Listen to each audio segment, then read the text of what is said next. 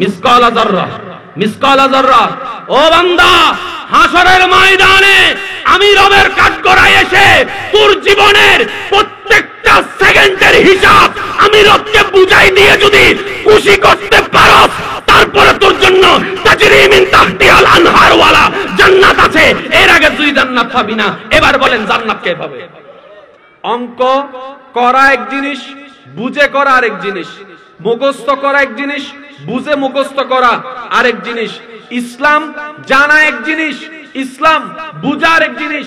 ও আমার ইমানদার ভাইরা, আওয়াজ কারো ছোট রাখবেন না। যে যে দল করেন, যে যে মত করেন, সমস্ত মতামতকে এক সেকেন্ডের জন্য পিছনে রেখে একটা পরিচয়কে সামনে রাখেন। আমরা সবাই রবের বান্দা, আমরা সবাই নবী রাহমাতুল লিল আলামিনের উম্মত। এই কথায় কারো কোনো দ্বিমত? জোরে বলেন দ্বিমত। কারো কোনো ফাড়াফাড়ি, কারো কোনো ঠেলাঠেলি? আমরা সবাই এক, রবের বান্দা, নবী রাহমাতুল লিল আলামিনের উম্মত। জোরে বলতে হবে, জোরে বলতে হবে। এবার আমি প্রশ্ন করব, আপনারা উত্তর দিবেন। ইসলাম কি শান্তির না অশান্তির? ইসলাম কি মারামারি শিখায় নাকি মারামারি বন্ধ করে?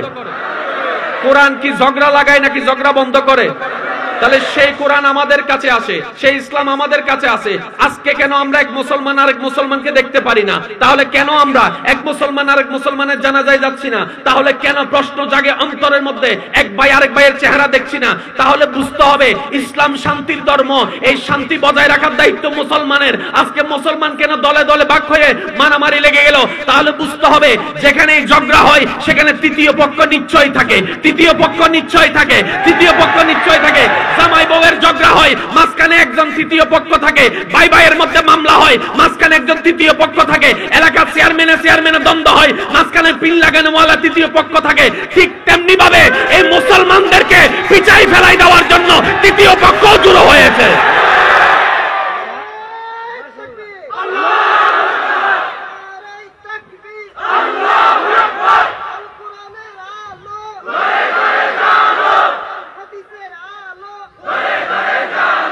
আমার মুরব্বী যারা আছেন, বাবা দাদার বয়সী, আপনারা শুধু আমাদের জন্য দোয়া দিতে থাকেন, বাকি কাজটা যুবকরা করে ফেলতে পারবে ইনশাআল্লাহ।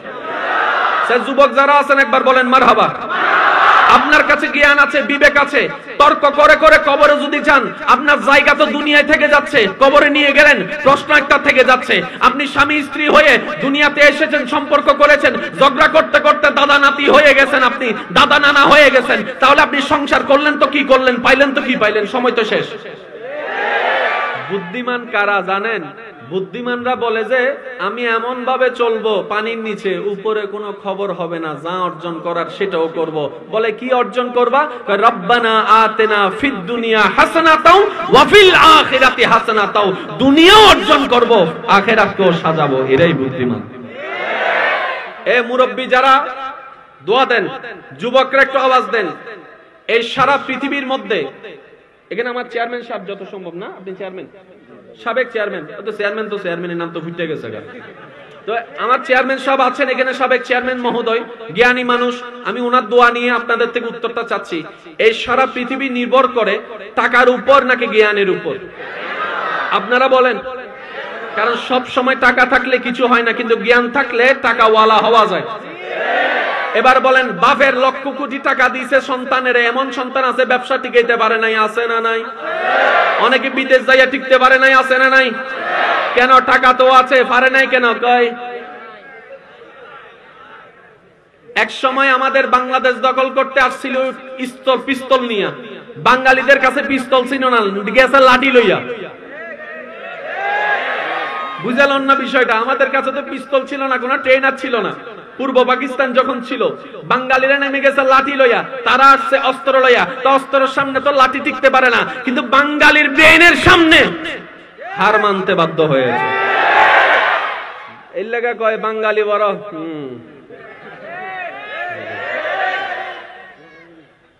সিকিউরিটি যতই চালাকি করুক, বাঙালি নতুন বুদ্ধি একটা বাইর করে লাই। বাঙালিদের জন্য আলাদা কোন বিশ্ববিদ্যালয়ে শিক্ষার দরকার এবার আমার যুবক ভাইরা আওয়াজ দিয়ে বলবেন তাহলে জ্ঞানের উপর নির্ভর। এই জ্ঞান অর্জন করার দুইটা মাধ্যম আমি বলে যাচ্ছি, আপনারা শুধু বুঝলেন।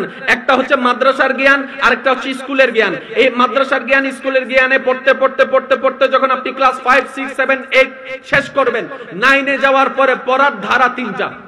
একটা আর্টস, আমি শুনতে পাইনি এমন ভাবে বলেন যেন দাদা নানারা শুনে। একটা আর্টস, আমি বলি না, আপনাদের এলাকার সন্তানরা বলছে। এবার যুবক ভাইরা বলেন সারা পৃথিবী নির্ভর করছে কি আর্টসের উপর, কমার্সের উপর না সায়েন্সের উপর? জোরে। এবার আমি বলবো, আপনারা শুধু বলবেন কমার্স, আর্টস নাকি science. Mic, mobile, camera, light, pandal, গড়ি, চশমা, আরো জোরে, পানি বোতলে, টেবিল, মাইক। তাহলে সারা পৃথিবী নির্ভর করছে সায়েন্সের উপর। সায়েন্স কারা? যারা আবিষ্কার করে তারা কি বলা হয়? বিজ্ঞানী। এবার বলেন সারা বিশ্বে বর্তমানে মুসলমান বিজ্ঞানী কয়জন আছে? এটার আবিষ্কার কি আমরা না তারা? জোরে বলতে হবে। এটার আবিষ্কার কি আমরা না তারা? এটার আবিষ্কার কি আমরা না তারা? তাহলে যাদের কাছে কোরআন আছে তারা আবিষ্কার না করে তারা করলো কেন? তারা দেখছে মুসলমানদের কাছে একটা কিতাব আছে, যেই কিতাবের নাম হচ্ছে যালিকাল কিতাবু লা রাইবা ফি হুদাল লিল মুত্তাকিন। এটা এমন একটা কিতাব, যে কিতাব হচ্ছে ইয়াসিন ওয়াল কুরআনিল হাকিম, বিজ্ঞানময় কোরআন। গভীর মনোযোগ ভাইরা, ইশারায় ইশারায় বলতে হবে সুবহানাল্লাহ। দেখি কেমনে কেমনে বলবেন, তাড়াতাড়ি বলেন তো দেখি। বিজ্ঞানময় কোরআন, ইয়াসিন ওয়াল কুরআনিল হাকিম। এবার তারা দেখছে এই মুসলমান যদি কোরআনকে যদি গ্রহণ করার মতো গ্রহণ করে ফেলে, তাহলে সায়েন্সও তাদের চলে যাবে, কমার্সও তাদের চলে যাবে, আর্টসও তাদের চলে যাবে, পৃথিবীতে অস্তিত্ব আমাদের টিকে থাকবে না। তারা কি করলো? আমাদের ভিতর ঝগড়া লাগাইয়া আমরা যেন ঝগড়ায় মনোযোগ করে সময় নষ্ট করে ফেলি। গবেষণা যা করার, আবিষ্কার যা করার তারা করে ফেলতেছে। কিন্তু আপনি মনে করতেছেন আপনি আমার দুশমন, আমি আপনার দুশমন না। তৃতীয় পক্ষ এসে লাগাই দিছে। মাঝে মধ্যে ভাই ভাইয়ের মধ্যে একটু কথা কাটাকাটি হয় না? তো বড় ভাই যাইয়া চাঁদ দোকানে বসছে। ভাইয়া ভাইয়া প্লিজ প্লিজ একদম কথা বলবেন না।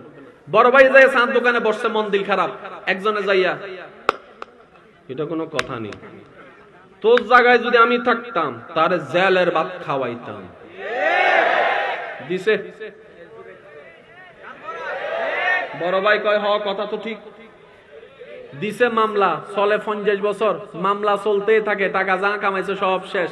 আর যার কথা ধরে দিছে কোটি টাকার মালিক হয়ে গেছে।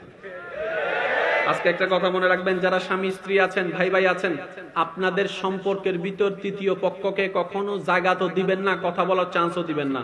আপনাকে এসে যদি বলে তোর বড় ভাই এমন করছে, আপনি বলবেন আমার ভাই করছে, তোর কিটা?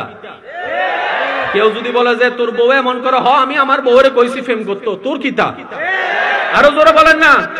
আপনারা যাই বলতেছে তোর জামাই বিয়ার একটা করছে ঢাকা শহরে, আপনি বলবেন যে হ আমি আমার জামাইরে অনুমতি দিছি, একটা করতো, 4টা করতো, মাত্র একটা না করছে, আরো 3টা বাকি আছে বেটা, তুই কি তা? যখন তৃতীয় পক্ষকে দমাই ফেলবেন সম্পর্ক সুন্দর হয়ে যাবে। কেউ এসে আপনারা বলতেছে অমুকের ব্যাপার, আপনি বলবেন যে হ এটা হলো বড় বাটফা। আর একটু জোরে বলতে হবে। এই যুবক কথা শুনো, আপনাদেরকে আমি যুবকদেরকে তুমি করে বললে কি মাঝে মধ্যে রাগ করবেন? কারণ এটা আবদার করে বলা। এটা আমার দাদা নানাদেরকে বলছি না, আমার যুবক ভাইদেরকে উপর আবদার করার অধিকার আছে বলে বিশ্বাস করি, সেজন্য আমি কথাগুলো বলছি। এবার বলো, সারা বিশ্বে নির্ভর করছে কি সায়েন্সের উপর না কমার্সের উপরে? আরো জোরে বলে।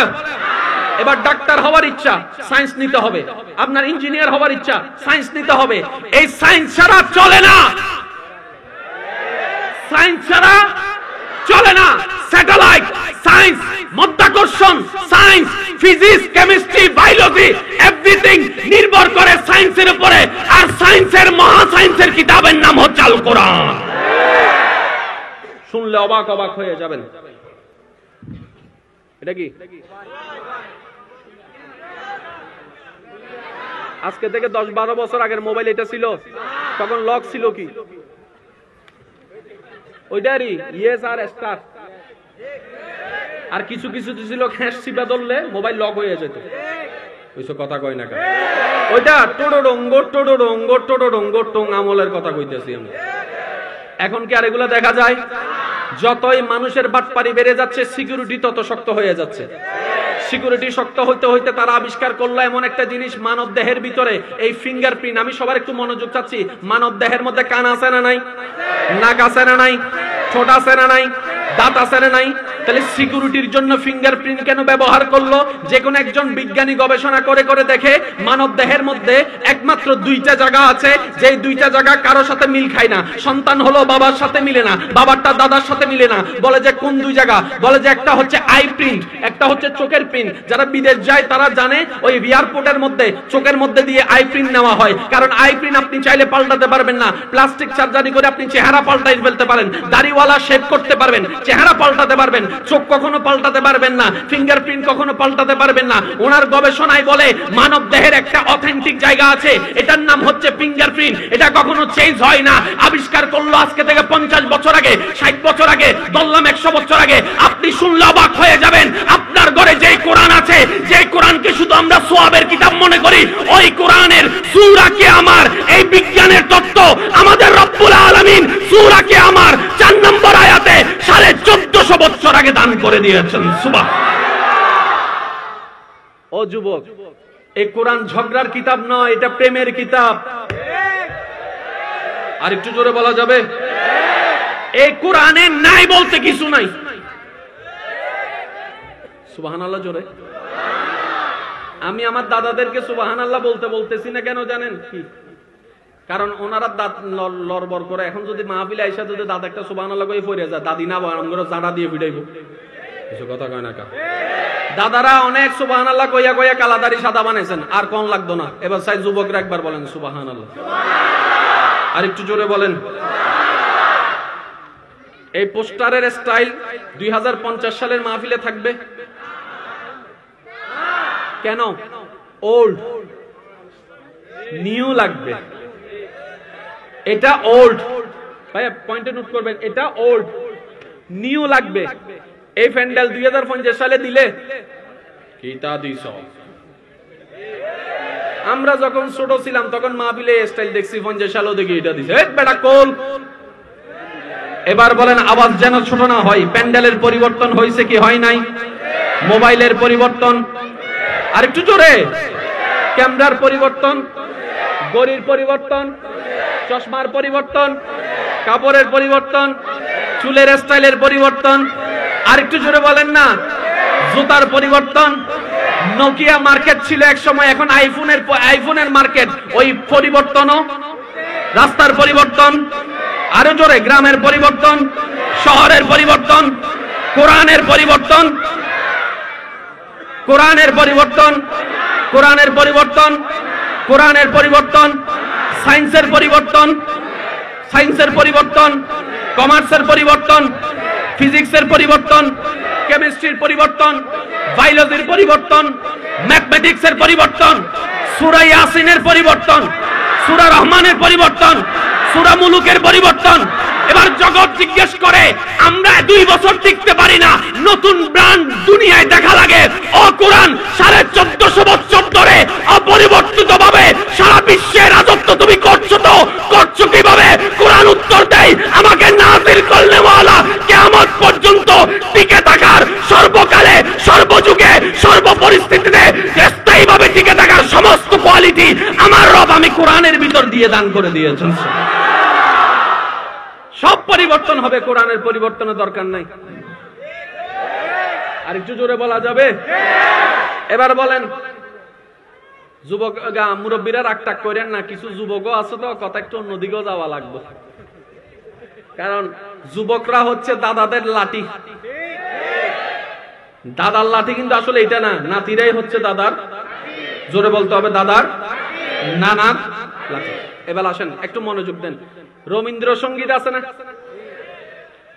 নজরুল সঙ্গীত, দেশত্ববোধক, আমার সোনার বাংলা, এটা কি? জোরে বলেন না। দেশত্ব সঙ্গীতের আলাদা একটা স্টাইল, যুবকরা বলেন না।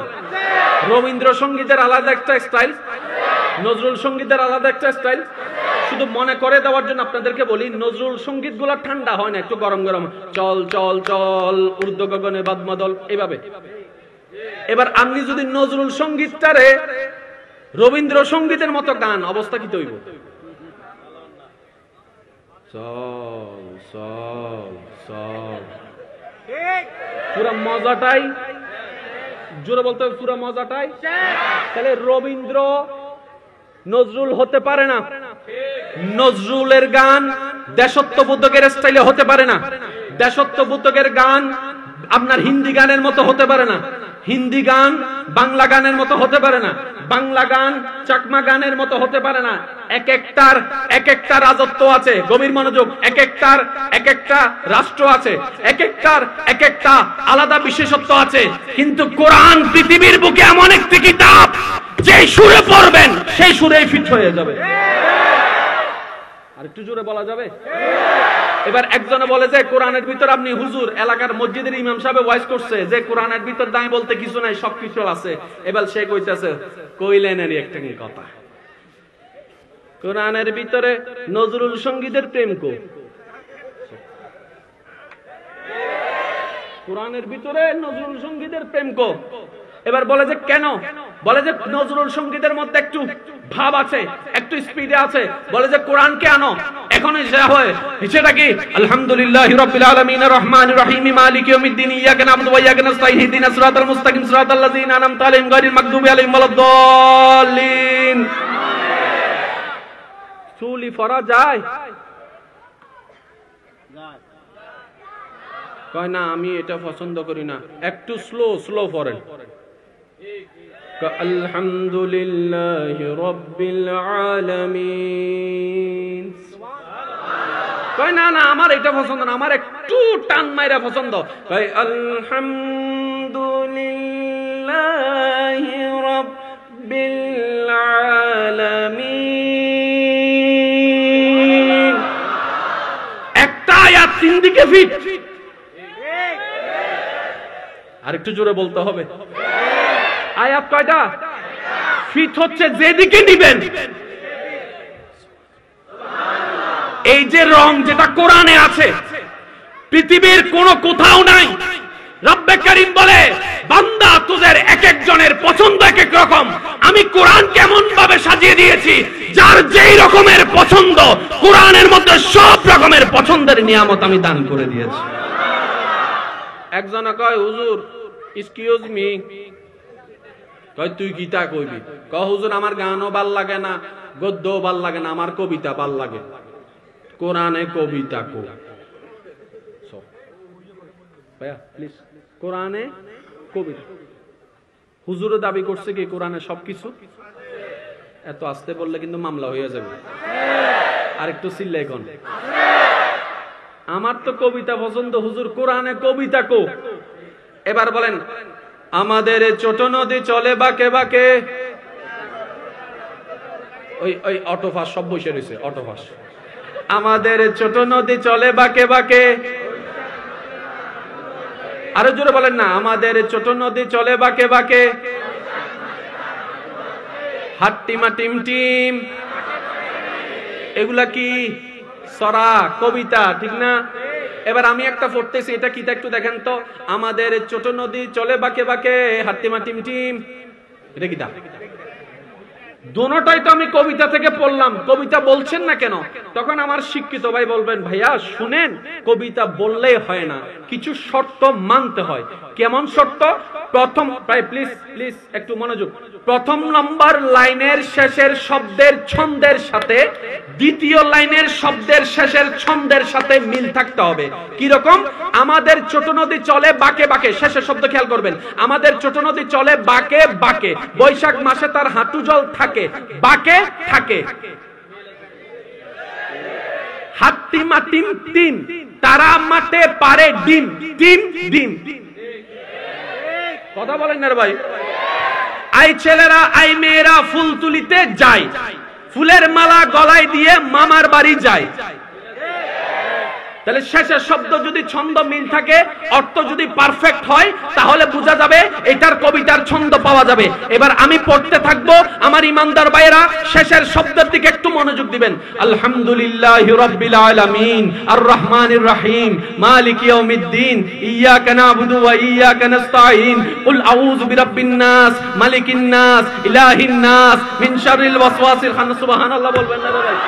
কুল হুয়াল্লাহু আহাদ আল্লাহুস সামাদ লাম ইয়ালিদ ওয়া লাম ইউলাদ ওয়া লাম ইয়াকুল লাহু কুফুয়ান আহাদ ইন্না আ'তাইনাকাল কাউসার ফাসাল্লি লিরাব্বিকা ওয়ানহার ইন্না শানিয়াকা হুয়াল আবতার। সুবহানাল্লাহ সুবহানাল্লাহ সুবহানাল্লাহ। কাইফা ফাআলা রাব্বুকা বিআসহাবিল ফিল আলাম ইয়াজআল কাইদাহুম ফি তাদলিল ওয়া আরসালা আলাইহিম তায়রান আবাবিল।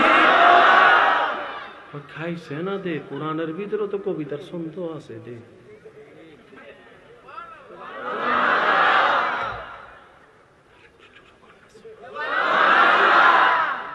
নাই কি? কেউ যদি জিজ্ঞেস করে কোরআনের ভিতর আছে কি, আপনি শুধু দূর কইবেন কোরআনের ভিতর নাই কি কও। এবার এখানে একটা আমাদের ব্যর্থতার কথা বলি। আপনারা চাইলে আমার কথা নিতে পারেন, নাও নিতে পারেন, অ্যাজ ইউর উইশ। তবে আমি যেটা মেনে চলি, কোরআনে আল্লাহ সবকিছু দান করেছেন, নিতে জানি নাই, ব্যর্থতা আমাদের। গবেষণা করতে জানি নাই, ব্যর্থতা আমাদের। তাদের একটা বড় বস আছিল, নাম হচ্ছে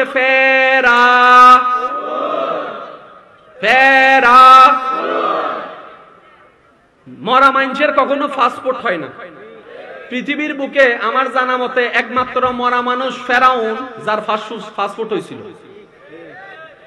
বাদশাহ হইল মিশরের। ফ্রান্সের একজন চিকিৎসা বিজ্ঞানী, যুবক ভাইরা আমার কথাগুলো একটু নোট করবেন। ফ্রান্সের একজন চিকিৎসা বিজ্ঞানী, যার নাম হচ্ছে ডক্টর মরিস বোকাইল।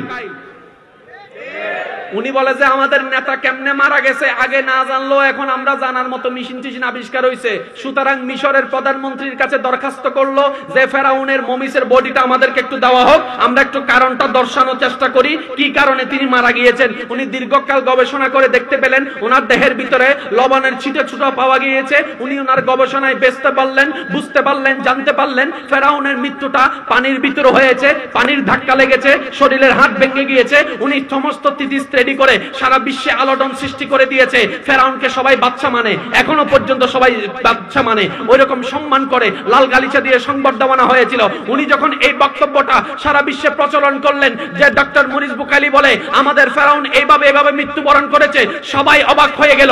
যে শুনে সেই অবাক। কিন্তু আপনার এলাকার যিনি মসজিদের ইমাম সাহেব খতিব, উনি শুনে মুস্কি মুস্কি হেসে বলে আরে নতুন কোন কথা থাকলে বলো, পুরান কথা বলে লাভ কি, পুরান কথা বলে লাভ কি, পুরাতন কথা বলে লাভ কি। ডক্টর মরিস বুকাইলি বুঝার জন্য বলছি, উনি বলছেন আপনি এটাকে পুরান কথা কিভাবে বললেন, নতুন কথা নয় কি? এটা তো আমি কিছুদিন আগে গবেষণা করছি। বলে যে কতদিন আগে? বলে যে 6 মাস আগে। এবার হুজুর বলে তুমি যে তত্ত্ব আমাদেরকে এখন দিচ্ছ, 1450 বছর আগে আমাদের কোরআনে আল্লাহ তাআলা কি তত্ত্ব দান করে দিয়েছেন।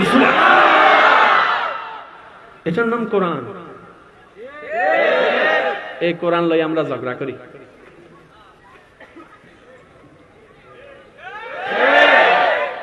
আমি যাওয়ার পর আমার ইচ্ছা মতো গাল দিয়ে না, আমার কোন আপত্তি নেই। তবে আপনার কাছে আমার একটা আবদার, আপনি যদি জান্নাতে যান আমার নামটুকু একটু মনে রাখেন। এটা আমার ভাই হিসেবে আপনার কাছে আবদার। আল্লাহ যদি আপনাকে জান্নাতে দেয়, আমি ওদের নামটা একটু মনে রাখেন। আল্লাহ ওই ফাঁক লাগটা ছিল ওইটা একটু দাম। সাবেক চেয়ারম্যান সাহেব, আপনি একটু দেখেন, আপনি তো সবসময় বিচার করেন, আজকে একটু বিচার করবেন। আরই আমার দাদা নানা যারা আছেন আপনারা একটু দেখেন। জান্নাতে যেতে গেলে দুইটা জিনিসের দরকার, একটার নাম ঈমান, একটার নাম নেক আমল। এই কথায় কারো কোনো দ্বিমত? জোরে বলতে হবে। মাইকের আওয়াজ এই মুহূর্তে যত দূর যাচ্ছে, যে যেখান থেকে শুনতে পাচ্ছেন গভীর মনোযোগ। জান্নাতে যাওয়া সবার চাওয়া, যে যে ধর্মেরই হোক না কেন সবার চাওয়া একটাই, কেউ স্বর্গ বইলা চায়, কেউ হেভেন বইলা চায়, কেউ জান্নাত বইলা চায়। তো রাইস বলেন আর বাদ বলেন। আমি কিন্তু পকেটে ককটেল বোমা একটা আনছি, আওয়াজ যদি ছোট হয়েছে আমি কিন্তু মাইরা কিন্তু ফালাই যাবো বললাম। রাইস বলেন আর বাদ বলেন, জোরে জোরে জোরে। ওয়াটার বলেন আর পানি বলেন, স্বর্গ বলেন আর জান্নাত বলেন, সব ধর্মের মানুষ, প্রত্যেক ধর্মের প্রতি আমাদের শ্রদ্ধা আছে, কারণ আমাদের নবী শিক্ষা দিয়েছেন নিজের ধর্ম পালন করো, পরের ধর্মকে সম্মান করো, শ্রদ্ধা করো। আমরা সেটা করে যাচ্ছি। সেজন্য তো আমাদের পাশে আমাদের অন্য ভাইয়েরা তাদের ধর্ম পালন করে, মুসলমানদের পক্ষ থেকে কখনো হামলা যায় না। আর যাদের পক্ষ থেকে হামলা যায় তারা যাই হোক মুসলমান হতে পারে না। কথা বলেন ঠিক কিনা? আরে মুসলমান তো সেই জাতি যাদেরকে নবী শিক্ষা দিয়েছে, উম্মত তোর ঘরে যদি কেউ ভিক্ষুক আসে একবারও জিজ্ঞেস করবি না তোর ধর্ম কি, আল্লাহ তারা সাহায্য কর। যদি না পারস কিছু টাকা দিয়ে সাহায্য করতে, অন্তত সুন্দর একটু কথা বলে বিদায় করে, এটার নাম ইসলাম। আর একটু চিল্লাই বলেন ঠিক কিনা? ইমানদার ভাইরা, আমার পয়েন্টটা একটু নোট করার চেষ্টা করবেন। জান্নাতে যাওয়ার জন্য কয়টা জিনিস দরকার? একটার নাম ঈমান, একটার নাম নেক আমল। একটার নাম ঈমান, একটার নাম। তাহলে আপনার আমার সবার চাওয়া কোথায় যাওয়া? শুনি নাই, একটু সবাই বলেন। আপনার আমার আমাদের সবার চাওয়া কোথায় যাওয়া? তাহলে জান্নাতে যেতে গেলে ঈমানের পাশাপাশি নেক আমল কম লাগবে না বেশি লাগবে? এবার যার যার জীবন সম্পর্কে সে জানি কি জানি না?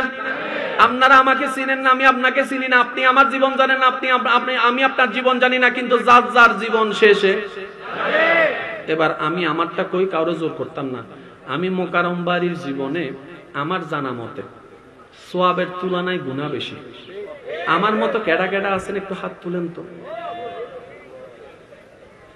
এই জান্নাতি কেডা ও চাই একটু দেখি, হাত নামান। নিজে জান্নাত পাইলাম না, অন্যরে জাহান্নামী বলার অধিকার আমারে দিল তো দিল কে? নিজে জান্নাত পাওয়ার সৌভাগ্যতা অর্জন করলাম না, অন্যকে জাহান্নামী বলার অথরিটি আমাকে দিল তো দিল কে? একজন ইমামকে দেখে জিজ্ঞেস করেন, হুজুর আপনি তো 5 ওয়াক্ত নামাজ পড়ান, বুকে হাত রেখে বলেন আমি জান্নাতি, হুজুরের মুখ কাঁপবে। কেন? ঘড়ির 3টা কাটা হয়। আমার কথা কষ্ট নিয়েন না, ঘড়ির 3টা কাটা হয়, একটা সেকেন্ড, একটা মিনিট, একটা ঘন্টা। আমি এখন প্রশ্ন করব, আপনারা শুধু এখানে খুঁজবেন এখানে কোন প্রশ্নের উত্তর পাওয়া গেছে, ঘন্টা নাকি মিনিট নাকি সেকেন্ডের। আমি শুধু প্রশ্ন করব, আপনারা উত্তর নেবেন। আমার ভাইয়া আপনি একটু বলেন, সকালবেলা কয়টা বাজে উঠছেন? সকালে কয়টায় উঠছেন? টাইম বলেন, কয়টা? কয়টা? আচ্ছা আপনি বলতেন ভাই, আপনি একটু যদি বলতেন কয়টা? 5টা। 5টাও? তাহলে কোনটা পাওয়া গেছে উত্তর? আরো 2টা প্রশ্ন কিন্তু বাকি থেকে গেছে। এবার আমার ভাই একটু জ্বালাই না, ভাই কয়টা বাজে কয় মিনিটে? 5টা বাজে 3 মিনিটে। এখন যদি ওনারা প্রশ্ন করে কয়টা বাজে কয় মিনিটে কয় সেকেন্ডে, এত টাইম আসেনি, মিনিটের হিসাব রাখতে পারি না আমরা, ঘন্টা লইয়া চলি, সেকেন্ডের হিসাব রাখবো কেমনে? আল্লাহ বলে মিসকাল যাররা, মিসকাল যাররা, মিসকাল যাররা। ও বান্দা, হাসরের ময়দানে আমি রবের কাঠগড়ায় এসে তোর জীবনের প্রত্যেকটা সেকেন্ডের হিসাব আমি রবকে বুঝাই দিয়ে যদি খুশি করতে পারো, তারপরে তোর জন্য তাজরি মিন তাহতিহাল আনহার ওয়ালা জান্নাত আছে। এর আগে তুই জান্নাত পাবি না। এবার বলেন জান্নাত কে পাবে? জান্নাত কে পাবে দেখান। এবার আমরা যদি কই, এই শুনেন ভাই জান্নাতি কেডা আছেন হাত তুলেন, কেউ তো হাত তুলে না। এক বেড়া হুট করে তুলে লাইছে, একজনে হাত তুলে ফেলছে। আর আপনারা জানেন বর্তমান সময়ে কিছু ভাইরাল হোক না হোক, কিছু ভাইরাল হোক না হোক, নেগেটিভ জিনিস ভাইরাল বেশি হয়। একজন বক্তা 10টা ভালো কথা বলেছে, এটা প্রচার না করলেও একটা শব্দ 19-20 হয়েছে, এটা নিয়ে আমরা নিজেদেরকে এমন ভাবে বিশ্বাস করি দোষ সব তাদের, আমি তো ফেরেশতা। আমার সবচেয়ে মজা লাগে কি জানেন? চোরে চোরের বিচার করে। ভাই আমরা চোর, তো চোর হইয়া যদি চোরের বিচার করি, চোরে গীতা কইব তুই বালানি, কথা বলেন না? যে 2-1 জন আমাকে ভালোবাসেন আল্লাহর জন্য, আমি আপনাদের উদ্দেশ্যে আজকে একটা কথা বলি, যদি লাইফে সাকসেস করতে চান আজকে থেকে দোষ ধরবেন নিজের, অন্যের করবেন প্রশংসা।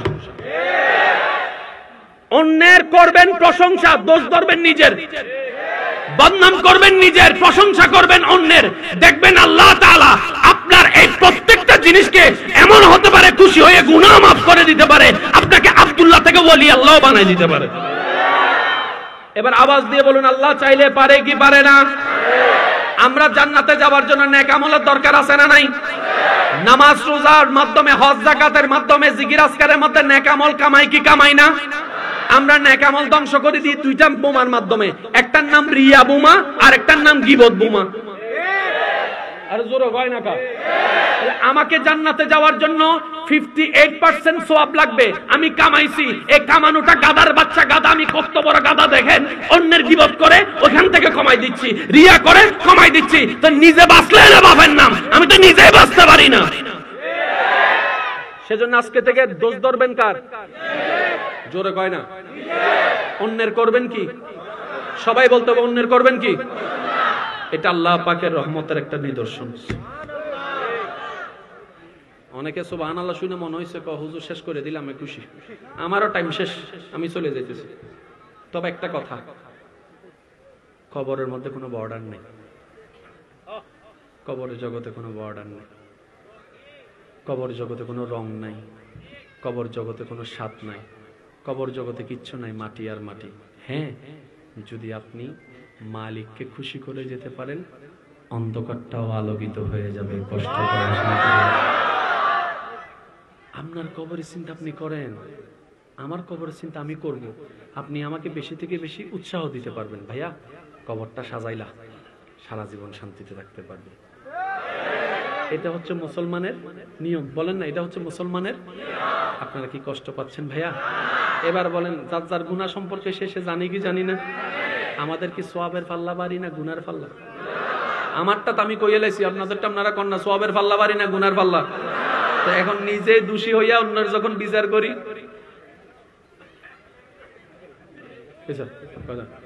নিজেই দোষী হইয়া যখন অন্যের বিচার করি, এর চাইতে বড় হাস্যকর বিষয় হতে পারে? আরে করতে চাইলে এত চুপ করেন না, ও মাওলা অমুককে জান্নাত দাও, অমুককে জান্নাত দাও, অমুককে জান্নাত দাও, আমার চাচাকে জান্নাত দাও, আমার জেঠাকে জান্নাত দাও, আমার ভাইকে জান্নাত দাও, আমার বোনকে জান্নাত দাও, আমার বউকে জান্নাত দাও, আমার স্বামীকে জান্নাত দাও, আমার চাচতো ভাইকে জান্নাত দাও, আমার জ্যাঠতো ভাইকে জান্নাত দাও, আমার মামতো ভাইকে জান্নাত দাও, দোকানদারকে জান্নাত দাও, রিকশাওয়ালাকে জান্নাত দাও, ও মাওলা তোমার বান্দাদেরকে জান্নাত দাও। এবার আপনার সেই দোয়ার দরখাস্তটা যখন রবের দরবারে পৌঁছাবে, রব জিজ্ঞেস করবে, কিরে ফেরেশতা, এই বান্দা তো সব সময় যখনই দোয়া করছে নিজের জন্য চাইতে চাইতে পাগল হয়ে গেছে, মানুষের জন্য তো চাই নাই, আজকে দোয়ার লিস্টটি ভিন্ন হয়ে গেল কেন? ফেরেশতা উত্তর দিচ্ছে, মাওলা সে যতদিন বোকা ছিল নিজের জন্য চেয়েছে, যখন থেকে যে বুদ্ধিমান হওয়া শুরু করেছে সে নিজের জন্য চায় না, তোমার দিকে তাকিয়ে তোমার বান্দাদের জন্য চাইতে থাকে। বলেন না সুবহানাল্লাহ? তোমার বান্দাদের জন্য চাইতে থাকে। রব জিজ্ঞেস করে কেন? বলে যে মাওলা সে অমুকের জন্য জান্নাত চাচ্ছে, তার চাচার জন্য জান্নাত চাচ্ছে, যে চাচা তাদের জায়গা দখল করেছে কিন্তু তারপরে জান্নাত চাচ্ছে, মামা মার সম্পত্তি খেয়ে ফেলেছে তারপরে জান্নাত চাচ্ছে। কিরে কেন চাচ্ছে?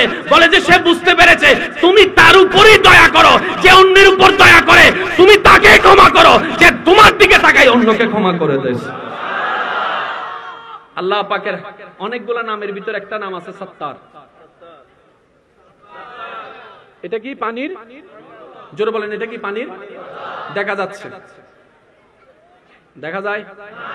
সত্তার মানে হচ্ছে যিনি আড়ালকারী। আল্লাহ তোমার নাম তুমি সত্তার রাখলা কেন? বলে যে আমি যদি সত্তার না হই, আমার বান্দার সমস্ত গুনার খবর সমাজে প্রকাশ হয়ে যাবে, ইজ্জতওয়ালা বেইজ্জত হয়ে যাবে। আমি আমার বান্দাদের সবচাইতে দুনিয়ার দামি সম্পদের নাম হচ্ছে ইজ্জত, ওই ইজ্জতকে হেফাজত করার জন্য সত্তার হয়ে, হালিম হয়ে, ধৈর্যশীল হয়ে সবার গুনাহ গোপন করে সবাইকে ইজ্জতে রাখি। তাহলে আল্লাহ অন্যের দোষ জেনে কি করে? আর আপনি আমি শুনছত্তি কি হইছে? আরো জোরে বলেন না, আরো চিল্লাই বলেন। ইমানদার ভাই, ইসলাম কঠিন নয়, ইসলাম সহজ। আমি সবার একটা আওয়াজ চাচ্ছি, ঠিক না বে ঠিক? ইসলাম কঠিন না সহজ? আল্লাহ কি আমাদেরকে জাহান্নাম দিতে চায় না জান্নাতে? আরো জোরে বলেন না। শেষ একটা কথা বলে আমি বিদায় নিচ্ছি। মুরব্বীরা একটু দোয়া দিবেন প্লিজ। ধরেন কাল হাসরের বিচারটা আপনার আল্লাহ কিছুক্ষণের জন্য আপনার রায়ের সিদ্ধান্তটা আপনার মার হাতে দিছে। আমাদের জীবনে কি সব বেশি না গুনাহ বেশি? জোরে বলেন না। গুনাহ হইলে কোথায়? গুনাহ হইলে কোথায়? মনে করেন আপনার বিচারটা আপনার মাকে করতে দিছে, এই তোর ছেলের বিচার তুই কর, জান্নাত দিবি না জাহান্নাম দিবি, আমি তোর অনুমতি দিলাম। তা সত্যি করে বলেন তো আপনার মা কি আপনাকে জাহান্নাম দিবে না জান্নাত দিবে? মা জাহান্নাম দিবে? ফুটবল খেলা তো কম বেশি সবাই খাইছেন, কথা কইতো না এখন। এমনি তো আর্জেন্টিনা ব্রাজিল করে মালামারি ঘুর ঘুরাইলে গা। ফুটবল খেলা খাওয়ার সময় মাঝে মধ্যে একটু কোন একটা শক্ত ফাইয়ার লগে যদি ফা লাগে, ওরে মারে। আর যদি গিরা একটু উল্টাইলাই সরাই যায়, গিরা কি ভেঙে গেছে? হাত কি ভেঙে গেছে? শুধু গিরা নিজের জায়গা থেকে লড়ে গেলে, আপনারা গিরা, আমরা গিরা বলে, আপনারা কি বলেন আমি জানি না, গিরা বলেন, একটু লড়ে গেলে এটা বসাইতে গেলে দাদি নানি কতগুলো আছে বীজ দিয়ে বসায়, ওরে দুনিয়াদারি সব এক জায়গায় করে লাগে, মারে বাপরে কইয়া। একজন মা, আপনার মা, আমার মা, আমাদের মা, আপনার সন্তানের মা, সন্তান দুনিয়াতে আনতে গিয়ে যে ব্যথা সহ্য করেছে, ডাক্তারি ভাষায় মানব দেহে যতগুলো হাড্ডি আছে 70টা হাড্ডি ভেঙে গেলে যতটুক ব্যথা, একটা মা অতটুক ব্যথা আপন মনে খুশি মনে সহ্য করে শুধু সন্তানকে দুনিয়ার আলো দেখার জন্য। আওয়াজ দিয়ে বলেন, সন্তান ডেলিভারির সময় মা মারা যাওয়ার সম্ভাবনা আছে না নাই? আর একটু চিল্লাই বলেন, আছে না নাই? এই কথা আমাদের মার জানা আছে না নাই? জানা থাকা সত্ত্বেও মা সন্তান পেটে নিল কেন? ও মা তুই তো মারা যাবি, মারা গেল আফসোস নাই, যদি আমার সন্তান দুনিয়ার আলো দেখে, এটাই আমার সন্তান। ওই মা আপনাকে জাহান্নাম দিবে না জান্নাত দিবে? জোরে বলেন। আল্লাহ থেকে কোন রকম ছুটাইয়া জান্নাতটা লিখে দিব, ও মা আমি জাহান্নামে যাই, ফুত তুই জান্নাতে যা। এবার বলেন, মায়ের ভালোবাসা বেশি নাকি রবের ভালোবাসা বেশি? আরো জোরে বলেন। তাহলে আপনি কিভাবে মনে করলেন আপনার রব আপনাকে জাহান্নাম দিবে? রব তো চায় বান্দা সবাই জান্নাতে যাক, আমরা গাধারাই নিজের ইচ্ছা মতো জাহান্নামের দিকে হাঁটতেছি। এবার বলেন, ফজরের নামাজের মধ্যে আলাদা সওয়াব আছে না নাই? জোহরের নামাজের আলাদা রিজিকের সওয়াব আছে না নাই? ফজর পড়েছেন, জোহর পড়েছেন, আসর পড়েছেন, মাগরিব পড়েছেন, সবারই জানা আছে, শুধু স্মরণ করে দিচ্ছি। রব বলে তুমি জোহরটা পড়ো, ফজর থেকে জোহরের মাঝখানে যত গুনাহ আমি রহমান মাফ করে দিব। জোহরটা শেষ করে আসরের প্রস্তুতি নাও, নিয়ত করো, সময় আসার আগ পর্যন্ত নিয়ত করো, নিয়ত করার জন্য আলাদা সওয়াব দিব। আসর যদি পড়ো, জোহর থেকে আসরের মাঝখানে যত গুনাহ সেটা মাফ করে দিব। মাগরিব পড়লে আসর থেকে মাগরিবের মাঝখানে সব গুনাহ মাফ করে দিব। মাগরিব থেকে এশা ফজর পড়লে আমি সবগুলো মাফ করে দিব। বান্দারে এক ওয়াক্তের মাঝখানে আরেক ওয়াক্ত মাফ করতে আল্লাহ তুমি এত দয়া করো কেন? রব বলে আমি চাই সবাই জান্নাতে যাক। এবার বলেন, এখানে একটা কইতাম নিয়ম নাকি আবার আপনারা শুরু করবেন? সময় শেষ। ও ঠিক আছে, কই আমি বিদায় নেই। আজকে থেকে আর ঝগড়া কইরেন না, ঝগড়া থেকে যাবে আপনি কবরে চলে যাবেন। এখানে অনেক ভাই আছে, আজকে অনেক দিন হয়েছে ভাই ভাইয়ের জন্য কথা বলে না, ভাই ভাইয়ের সাথে কথা বলে না, ভাই ভাইয়ের অনুষ্ঠানে যাচ্ছে না, আছে না? কিতা লাভটা কিতা? লাভটা কিতা? বড় ভাই ছোট ভাই, বড় ভাই যাইয়া ছোট ভাইয়ের পিছনে একটা, এই তুমি দাঁড়াও, এমনি ছোট ভাইয়ের পিছনে যাইয়া এমনি একটা থাপ্পড় দিয়ে, ভাই বেটা আই যাওয়ার হয়েছে বাদ দে। কারণ ছোট ভাইয়ের একটু লজ্জা লাগতে পারে। তো বড় মানি তো বট গাছ। আমার মা প্রায় সময় আমার একটা কথা কয়, আমরা 3 ভাইয়ের ভিতরে আমি সবার বড়। আমার মা আমার কয়, এই তুই হলে বড়, বড় মানে বট গাছ। বট গাছের মধ্যে কেউ আইসা কুটাকুটি করবো, কেউ আইসা কাটবো, কেউ এসে পাতা ছিড়বো। বড় মানি কথা কয় না, কারো জোরে কর না। বড়দের কাজ হচ্ছে ছোটদেরকে আগলাই রাখা। ছোটরা গুতাবে, ছোটরা লাড়বে, ছোটরা কুড়েল মারবে। আপনি বলবেন তোরা যা মন চায় তা কর। আল্লাহ যেহেতু আমাকে বড় বানিয়েছেন, বুঝে শুনে বানিয়েছেন, আমি আমার বড় হওয়ার দায়িত্ব পালন করে যাব। কারণ বেতনটা আমি তোদের থেকে নিব না, তোদের আল্লাহ থেকে আমি বেতন নিব। এখানে অনেকে সংসার চালায়, আছে না? কামানেওয়ালা কয়জন? খানেওয়ালা কয়জন? জোরে বলতে হবে, খানেওয়ালা কয়জন? এই আপনার ইনকামের ভিতর মা খাচ্ছে, বাবা খাচ্ছে, ভাই খাচ্ছে, বোন খাচ্ছে, আপনার বউ খাচ্ছে, সন্তান খাচ্ছে। আপনি বলেন যে আমি কামাই তোমরা খাও, না না। এখন আপনি কইবেন কি তারে হুজুর না কোন? আমি কই শুনেন, কেউ কারোটা খাইতে পারে না, যার যারটা সে খায়। যার যারটা, যার যারটা। আপনি বলবেন যে ভাইয়া আমি নিজে কামাই, পকেটের থেকে আমি খরচ করি, আমি খাওয়াই। ওদের রিজিকটা আল্লাহ আপনার পরিশ্রম দিয়ে আপনার পকেটে টাকা পৌঁছাই দিচ্ছে। আপনি সেই 4 জনের দায়িত্ব বাদ দেন, ইনকাম কমে যাবে। আল্লাহ পাক বলে যে আমি খাওয়াই, যে তোরা কেউ কাউরে খাওয়াস না, তুই বাবা উসিলা, তুই স্বামী উসিলা, তুই বড় ভাই উসিলা, খাওয়াই আমি আমার বান্দারে তোরে মাধ্যম করছি। কারণ তুই যদি এখানে একটু টেকনিক খেলতে পারস তাহলে তুই জগতে লাভ হবে। তুই যদি এতটুকু বলস আমি আমার বউকে খাওয়াই না, আমার আল্লাহর বান্দিকে খাওয়াই, আমি আমার মাকে খাওয়াই না, আমার বাপকে খাওয়াই না, আমি আমার আল্লাহর হুকুম পালন করছি, তাহলে আমি আল্লাহ তোর রিজিকের মধ্যে আরো বরকত দিব। মানজা বিল হাসানাতে ফালাহু আশরু আমসালিহা। চিৎকার দিয়ে বলেন সুবহানাল্লাহ। আজকে থেকে কেউ কাউরে বলবেন না আমি তোরে খাওয়াই। আজকে থেকে বলবেন কি জানেন? ইয়া রব, তোমার দরবারে শুকরিয়া, তুমি আমাকে এমন বানাও নাই, এমন বানিয়েছো। বুঝবেন, তুমি আমাকে এমন বানাও নাই, তুমি আমাকে এমন বানিয়েছো। তুমি চাইলে আমাকে এমন বানাইতে পারতা, কিন্তু দয়া করে তুমি আমাকে এমন বানিয়েছো। এবার আপনার মনে শয়তানে ঢুকাই দিবে, দেখছস তোর ভাইয়েরে তুই চালাস, তোর ভাই তোর কথা শুনে না। আপনি বলবেন আমার ভাইয়ের আমি খাওয়াই না, যার যার রব তাকে তাকে খাওয়াই, আমি তো বান্দা উসিলা মাত্র, আমি তো বান্দা উসিলা মাত্র। কথা বলেন ঠিক কি না? এবার বলেন আমরা সবাই কার আন্ডারে? আওয়াজ কিন্তু ছোট হয়ে গেছে। আমরা সবাই কার আন্ডারে? আমাদের আরা সিডাঙ্গত ভাষা কা হতা আছে, যার ইনকাম যত তার খরচ তত। আরা সিডাঙ্গের লনার হতা কিন্তু বেশি পার্থক্য ন ভাই, হালকা 19-20 ওই মাম্মি ডেরি হালকা হালকা। আরা সিডিঙ্গা বাসন মিতে হবে ওয়া যার ইনকাম যত তার খরচ তত।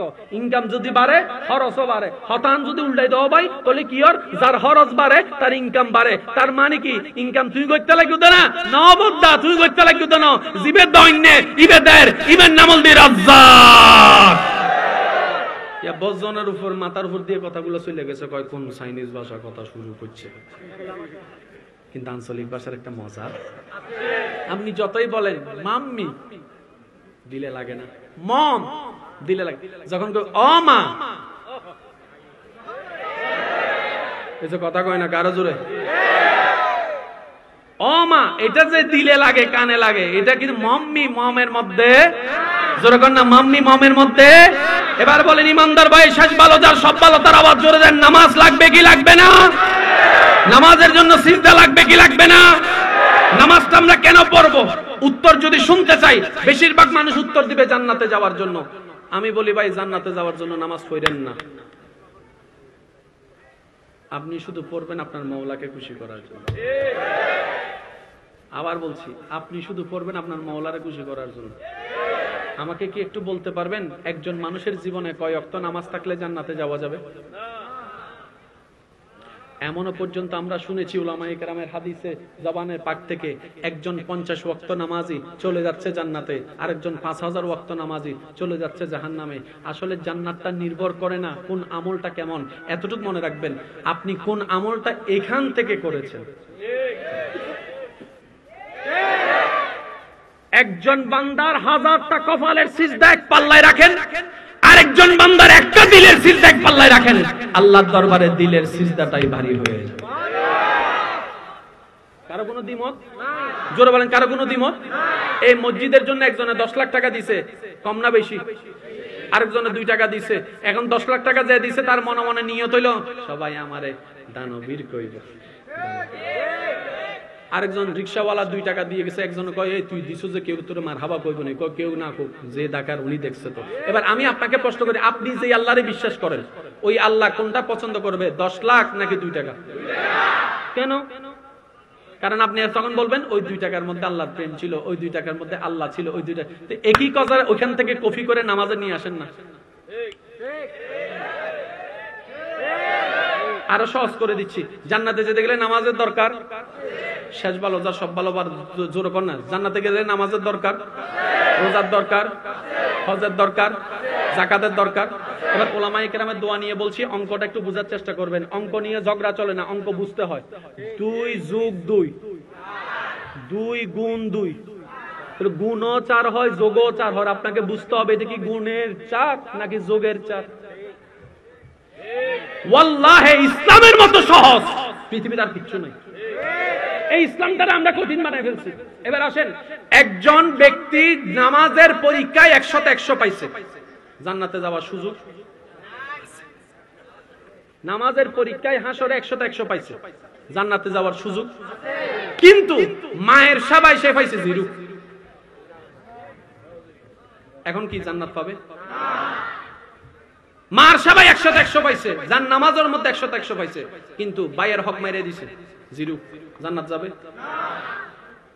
এখন আমাকে বুঝান কোন আমল দিয়ে জান্নাত যাওয়া যায়?